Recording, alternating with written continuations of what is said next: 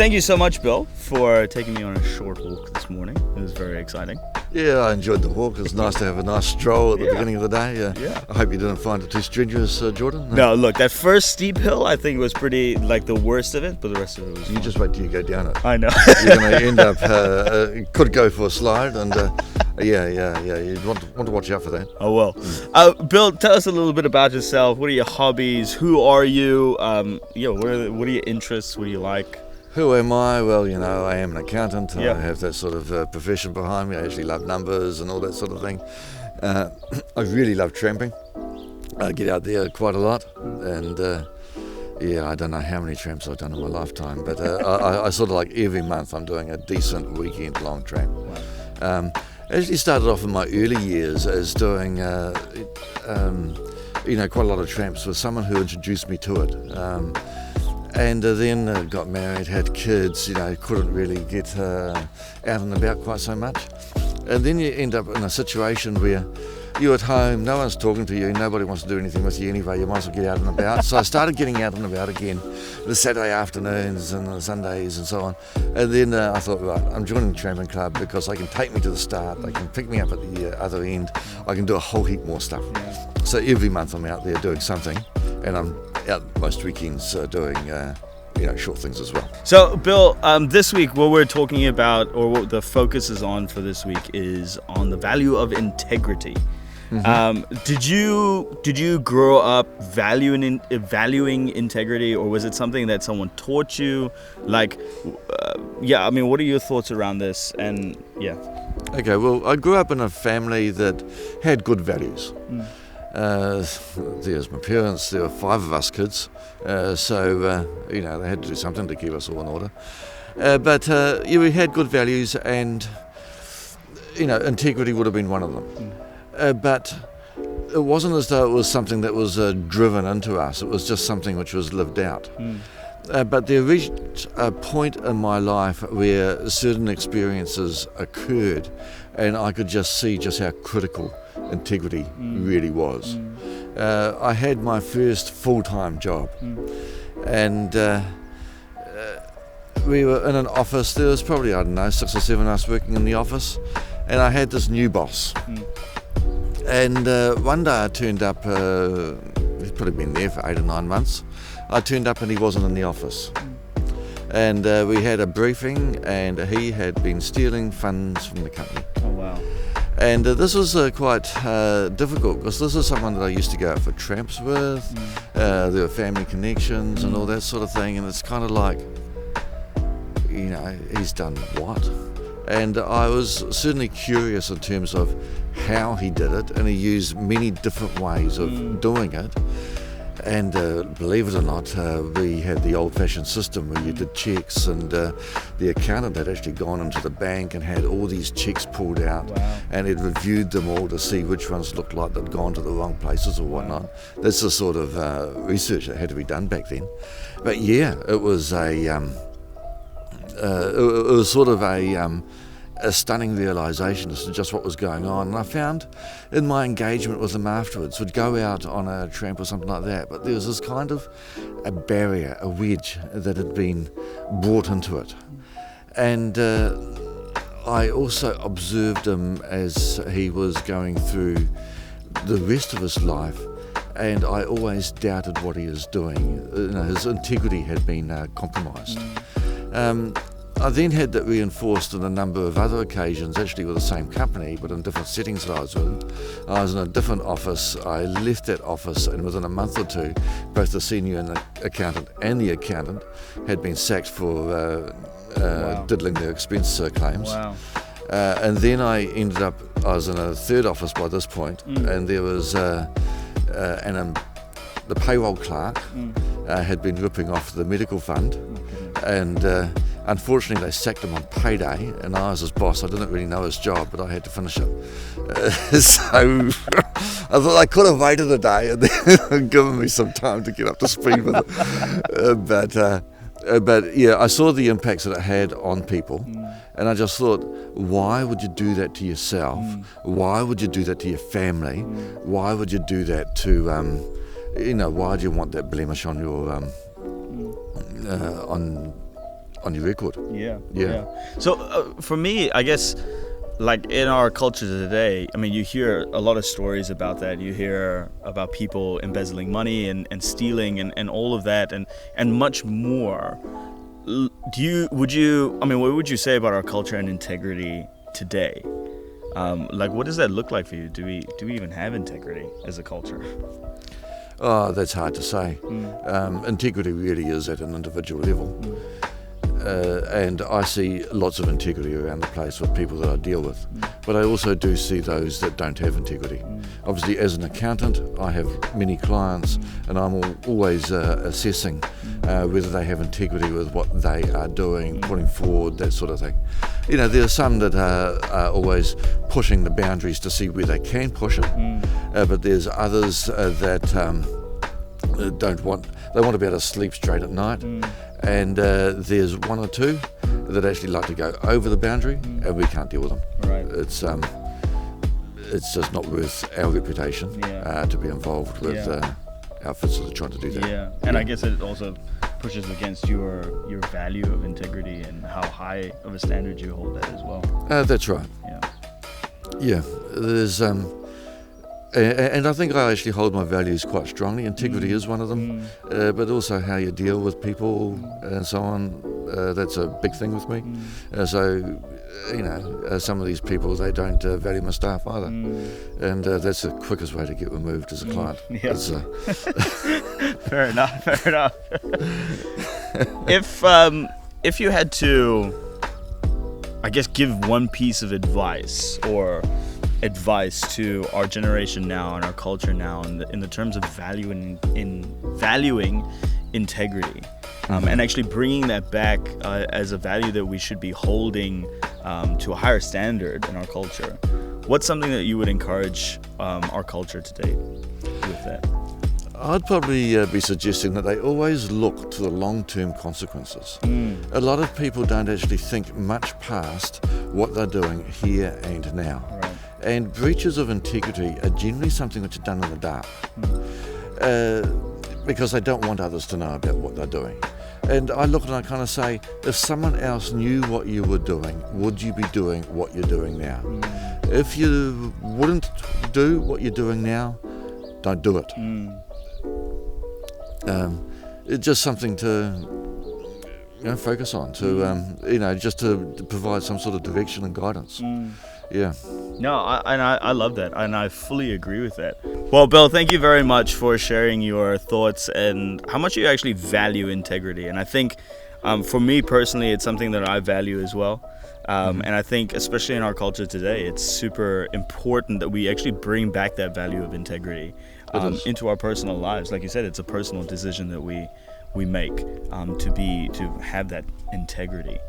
So thank you very much for sharing. Thank you for being a person with high integrity and someone that values integrity a lot.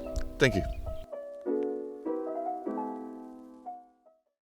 In case you didn't know, this morning's value is integrity, and Bill, we want to thank you for sharing that as well. That was very insightful, so thank you.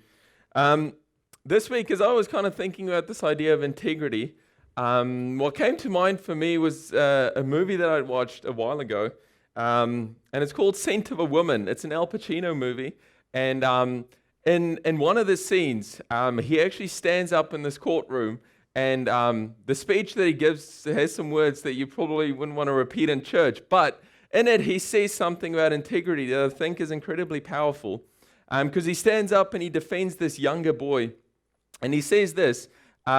He says, "I have come to many crossroads in my life, and without exception, without fail, I knew what the right path was to take, but I never took it." And then he said, and the reason why, and I hope I can say this in church, is because it was too damn hard. That's the reason he gave for coming to crossroads in his life, but not doing the right thing, because doing the right thing is often hard. And I think that's the tension we all experience. When Bill was sharing about integrity, I know that's what I experienced in my life, that often doing the right thing is the harder thing to do. And often it costs us something, right? Often it costs us finances, it costs us relationships, it costs us time, maybe it costs us a promotion at work. And it's hard, especially in our culture, because we see everyone else cutting corners and getting ahead. And sometimes it's hard not to. And Bernie, actually, I don't know if he's here, but the other day he reminded me of a verse that even the Apostle Paul, the guy who wrote most of the New Testament, even he struggled with doing the right thing at times. And this is what Paul writes. He says, "For I have the desire to do what is good. I want to live with integrity. I do want to do the right thing, but sometimes I cannot seem to carry this out. For I do not do the good that I want to do, but the evil I do not want to do, this I keep on doing." And really, that is the battle for integrity that we face on a daily basis. And so this morning, I actually don't want to talk for very long about what integrity is, or what the right thing to do is, because chances are we already know what it is. But actually, I want to hopefully dive into a bit more practical steps and how we can overcome this tension that Paul is experiencing in his life. And so I want us to do that by looking at an event that happened about 3,000 years ago, and it's recorded for us in the Bible. And if you're new to church, if you're new to faith, if you're not sure if you believe in God, then I don't want that to put you off, because I think this story, this event, actually has so much to teach us about this value of integrity, because I think it provides a snapshot that mirrors the way in which our integrity gets tested every single day. Because all of us, we face those decisions, right? For some of us, it's maybe an opportunity you get to cheat the system at work and gain an unfair promotion, or maybe it is to steal a colleague's idea and claim it as your own. For some of us, we run a business, and maybe it is to kind of do something slightly illegal that will get us thousands of dollars, and so it tests our integrity. For some of us, the integrity is even in smaller, subtler ways, where we're tempted to add untruths or exaggerations to the stories we tell to get more attention for ourselves. Maybe for you, it's in a relationship where you're tempted to actually do things that you're not comfortable with in order to please someone else, and you compromise your integrity. For some of us, it's on social media, the stuff that we post. Maybe it's even the people you're with. You're tempted to be a different person with your church friends than you are with the rest of your friends. And so all of us, in 100 different ways, get tempted to compromise our integrity every single day. And so too was this guy called David. And to give you a bit of background for the story we're going to look at, David was actually anointed as the future king of Israel when he was a little boy. And so he was a boy, and essentially what it was, God promised that he would become the future king of Israel. But he still had to be a shepherd for a while after that. And then he was kind of moving through the ranks, gaining more prominence in Israel. And we pick up the story where he's kind of, he's not a child anymore. He's now a warrior. He's a fighter. He's starting to gain prominence. But the current king of Israel, King Saul, who's a man that wasn't known for integrity, is becoming more and more jealous and intimidated by David to the point where he tries to kill him. And David is faced with a decision that will test his integrity. And this is where we pick up the story in 1 Samuel. It says, after Saul returned from pursuing the Philistines, he was told, David is in the desert of En-gedi. So Saul took 3,000 able young men from all Israel and set out to look for David and his men near the crags of the wild goats. So essentially what's happening, Saul is trying to kill David. David is running for his life. It continues, and it says, Saul then came to the sheep pens along the way, and there was a cave, and Saul went into the cave to relieve himself. David and his men were far back in the cave. And so I love this picture. There's heaps of caves around. Saul is trying to pursue David to kill him. He needs to go to the bathroom, and so he goes into one of the caves, and he actually leaves all his men outside the cave. And Saul goes into the cave and does his business there, but what he doesn't know is that David is in the back of the same cave with his men, and David sees Saul, but Saul doesn't know David is there.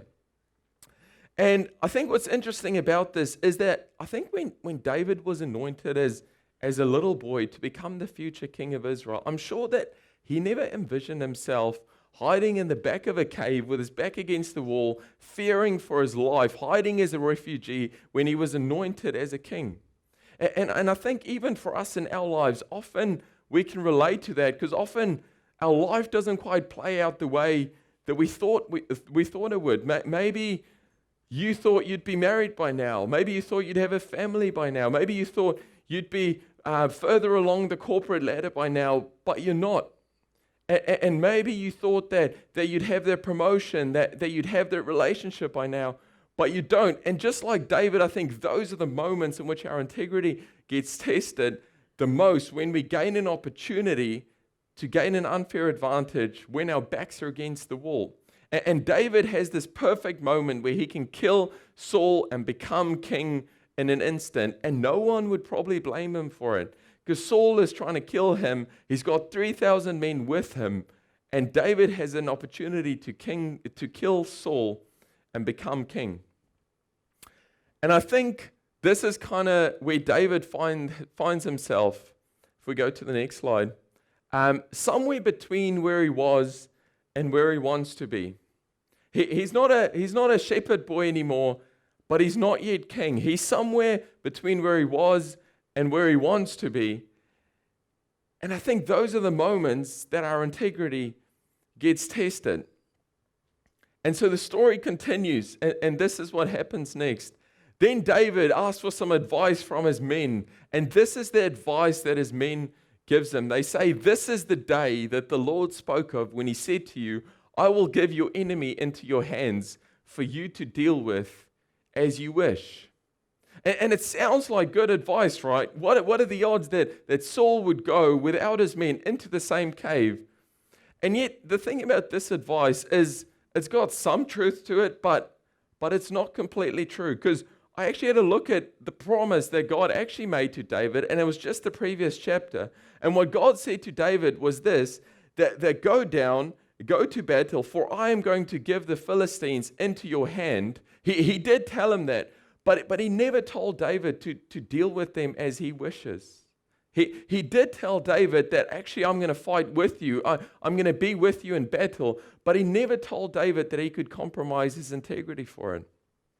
And this is the advice that David gets from his friend. And I think it's often the same for us. When we start listening to people around us, maybe we take our cues from culture, and we allow that to inform what we believe the right thing to do is, when maybe those are half-truths as well.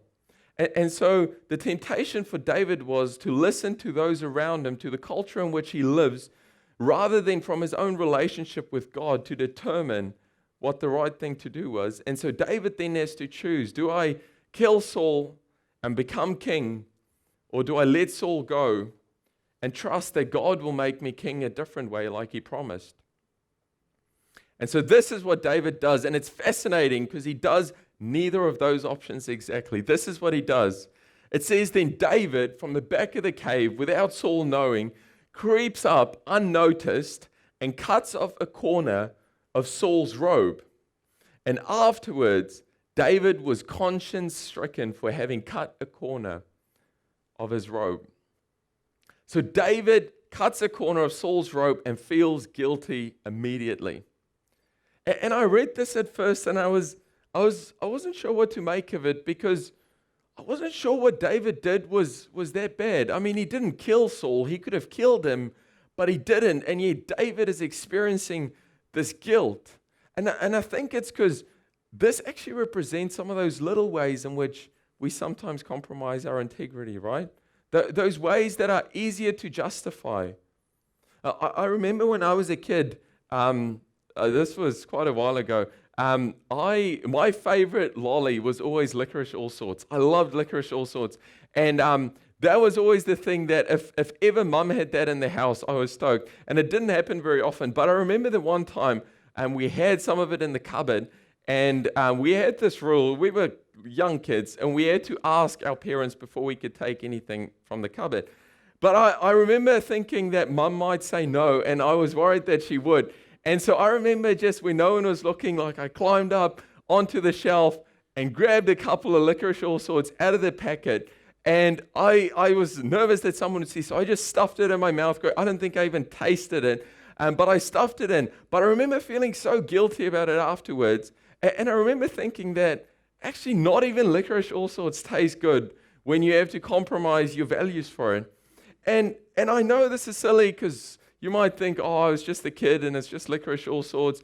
But actually, I think it's often those little ways in which we compromise our integrity that actually makes a difference. And I remember thinking after that this is not actually who I want to be. Like, I don't want to be that kind of person that has to go behind people's backs and take what I want. And I think that's what David is experiencing here, because he feels guilty after compromising his integrity in those little ways. And so I love what comes next, because this is David's response after he does this. This is what David does. He takes a stand and he says to his men, "The Lord forbid that I should do such a thing to my master, the Lord's anointed, or lay my hand on him, for he is the anointed of the Lord." It continues, and it says, with these words, David sharply rebuked his men and did not allow them to attack Saul, and Saul left the cave and went his way. And I love that because David takes a stand against what everyone else tells him, and he actually makes a decision that I want licorice all sorts, but not like this. Like, I want to be king, but not like this.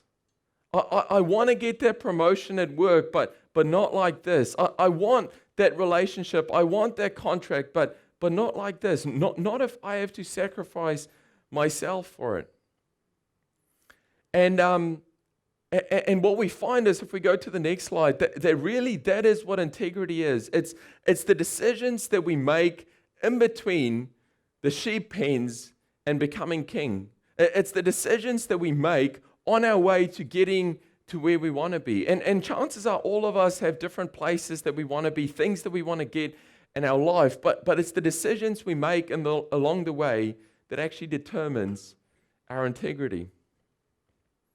Probably my favorite writer of all time, it's a philosopher that actually lived quite a while ago. He was once the most powerful man on earth, and he wrote some incredible content. If you ever want to gain some wisdom, go read Meditations by Marcus Aurelius. He was a Roman emperor, and it was never intended to be published, actually.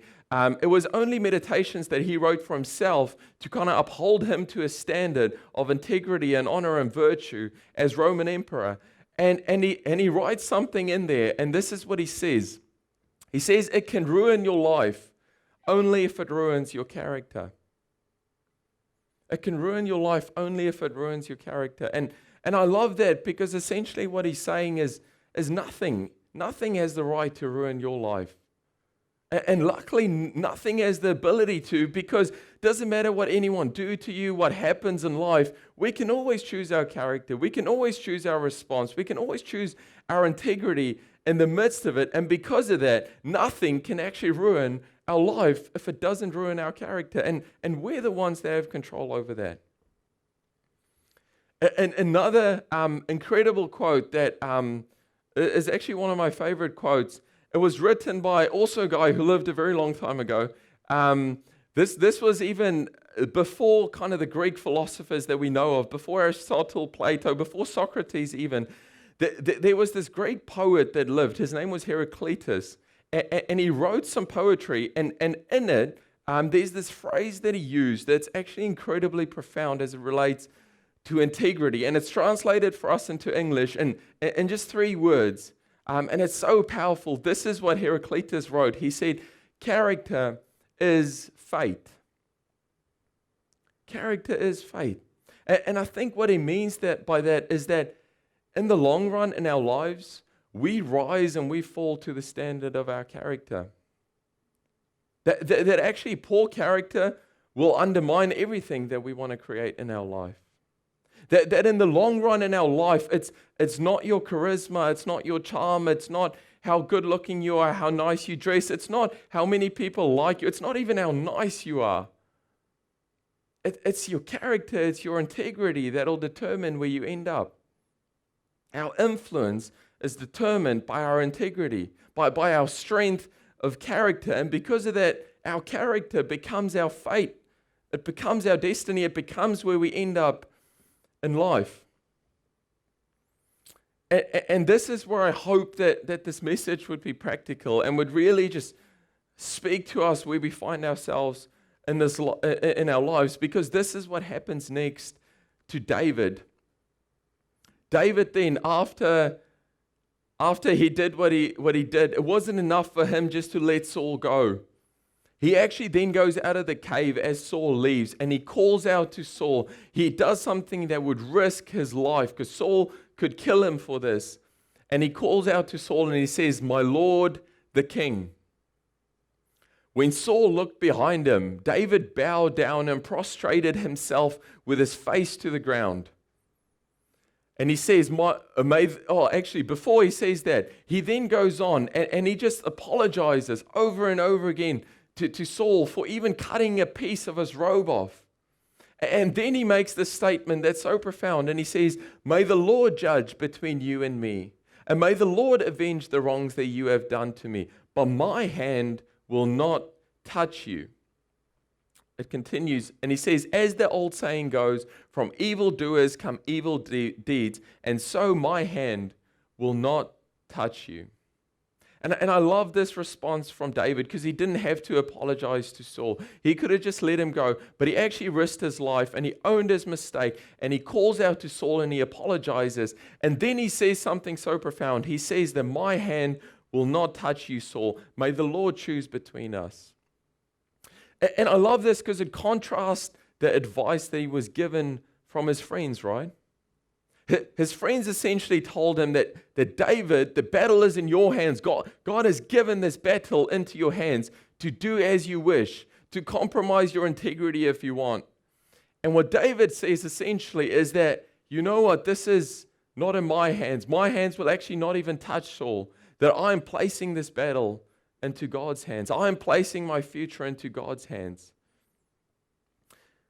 And I think really this is the key if we want to lead lives of integrity, because all of us know that doing the right thing is the right thing to do, right? All of us, I think whether you're a Jesus follower or not, whether you're young or old, doesn't matter where you are, I think all of us know that society functions better with integrity, that our relationships flourish when there's integrity, that everything, that we are happier when we live lives of integrity, because nothing undermines our happiness like actually the guilt that comes with not living lives of integrity. And so I think we all can agree that it's a good thing, but what we often don't think about is this, that the battle for our integrity is actually not a battle for whether the decision is right or wrong. Usually we already know that. The battle for our integrity really is a battle for our trust. It's where we placed our trust that will determine our integrity. Because as soon as David actually says, you know what, this is not in my hands. My future is not actually in my hands. I'm placing it in God's hands. As soon as he does that, it actually frees him up to live with integrity now. Because his future is not up to him to manipulate and to figure out. He's actually leaving that up to God, and it frees him up to simply do the right thing in the present moment. David shows us that there is another way, that we can actually give our lives over to God. And I like that, and it really spoke to me this week, because I always thought that my integrity was a matter of my willpower, right? But I think it's actually a matter of our trust. That actually it's not even something we offer to God as much as it is something that he's offering to us, the opportunity, the ability to trust our future into his hands, that then frees us up to live with integrity in the present. And this story ends with Saul's response then to David. And it's such a fascinating response, because Saul, this guy that's not known for his integrity, he says this to David. When David finished saying all of this, Saul asks him, and he says, "Is that your voice, David, my son?" And Saul wept aloud. And Saul says to David, "David, you are more righteous than I am. You have treated me well, but I have treated you badly. When a man finds his enemy, does he let him get away unharmed? May the Lord reward you well for the way that you treated me today. I know that you will surely be king, and that the kingdom of Israel will be established into your hands. David had a decision to make that would test his integrity.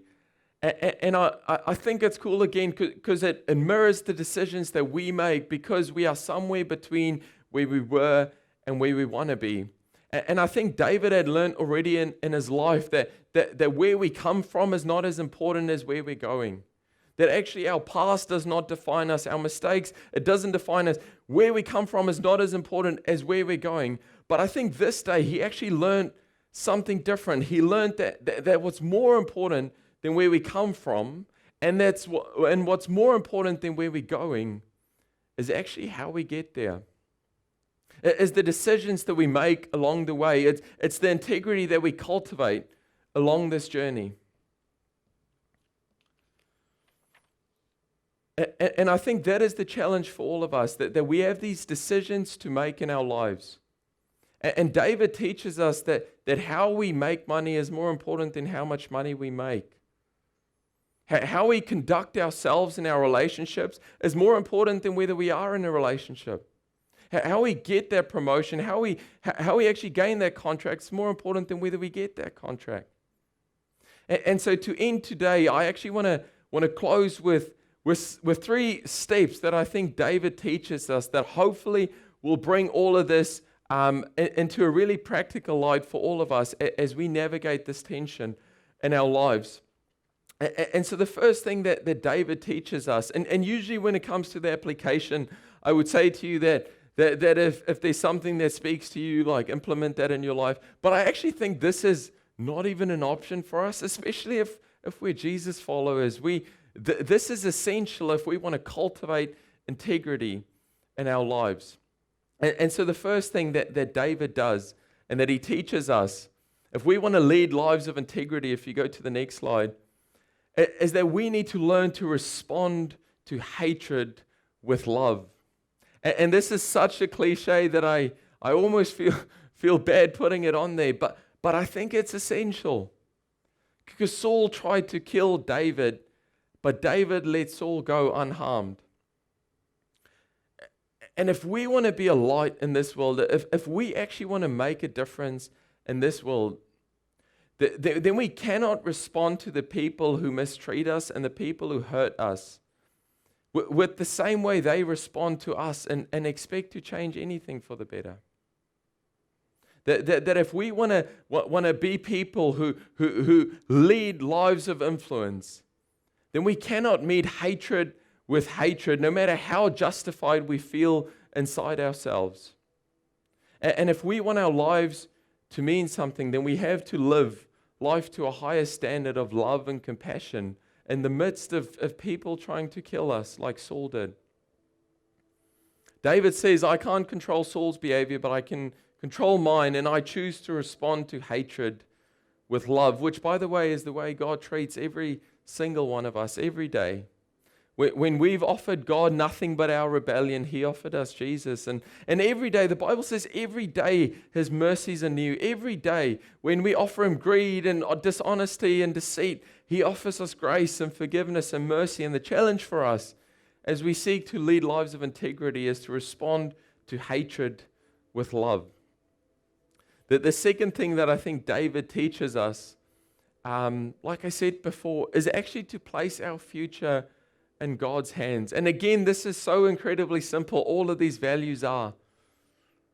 But as soon as we can actually place our trust and our future in God's hands, it frees us up to live with integrity now, knowing that all we have to do is do the next right thing, and God will take care of the rest.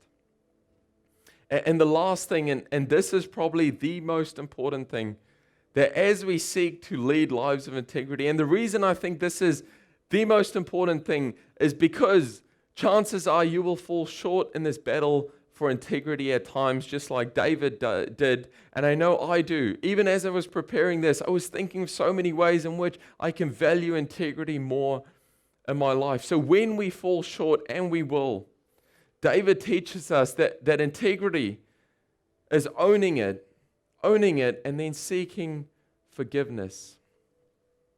See, David actually had a very interesting relationship with integrity, because he had moments of great integrity, and then other moments, if you look at the rest of his life, where his integrity was compromised in some significant ways, and it had some massive consequences in his life. But yet when God speaks about David, twice in the Bible it says that he is a man after God's own heart. That God loves David's heart. That God honors David as a man of integrity despite his failures. Because whenever David messed up, this is what he did. He owned it. He owned his mistakes. And then he asked for forgiveness from God, from people, from Saul, over and over again. And because of that, David stands as a beacon of integrity, as a man after God's own heart. Not because he was perfect, but because he was honest and sincere in asking for forgiveness. And this actually taught me that while character is an important part of integrity, it is, so too is the way we respond when our character falls short. And so I want to end today, and I want to actually tell you that it actually took 5 more years for David after this event to become the king of Israel. 5 more years of actually not compromising his integrity. 5 more years of waiting, but when he became king, he was ready for it because he had integrity. And I don't know where you find yourself today, but chances are you're somewhere between the sheep pens and becoming king. You're somewhere between where you were and where you want to be. And all of us every day face decisions. So either we can get to what we want and where we want to be in a way that compromises our integrity and steals our peace and undermines everything that we hope the dream would bring. We can do it in a way that actually leaves us with a corner of the road when God wants to give us the whole thing. Or we can do it in a way that actually honors God, that honors the people around us, that honors our conscience and our morals and our values, and leaves us with a story to tell of God's faithfulness in our lives. And so this morning, as we leave today, my prayer is for all of us that we respond to hatred with love. That we actually learn to place our future, place our dreams, place the things that we want most into God's hands, which would then free us up to live with integrity in the present. But probably most of all, what I pray for us is that the things that's on your heart today, even as Bill was sharing and throughout the whole morning, the thing that you've been battling with this morning in terms of your integrity, I pray that we have the courage and the strength to actually own that and seek forgiveness. And it might cost us something. It might cost you a lot, actually. It might cost you your job. It might cost you a relationship. It might cost you a lot. But I think in the long run, not doing it costs us more. It always does. And that if we can cultivate lives of integrity, that we will actually stand as a beacon of light, as an example to the next generation. And that will actually become our fate and our destiny in the world. So join with me as we pray. And God, we just want to ask you this morning that we can talk about these things. God, this is actually such a simple message. It's such a simple series. It's such a simple value, God. But the battlefield is our lives. It's those tensions. It's those moments that our integrity costs us something, God. And this morning, I really pray for every single person in this room that you help us not to hear this message, but that you help us to put it into practice, God. That you teach us to respond in love. That you teach us to actually place our future into your hands. And ultimately, God, I pray that you forgive us for the times that we have fallen short in the standard for integrity that you have set for our lives. And God, I pray that we leave here today with courage, with strength, with boldness to own it and to seek forgiveness for those that we have wronged. Amen.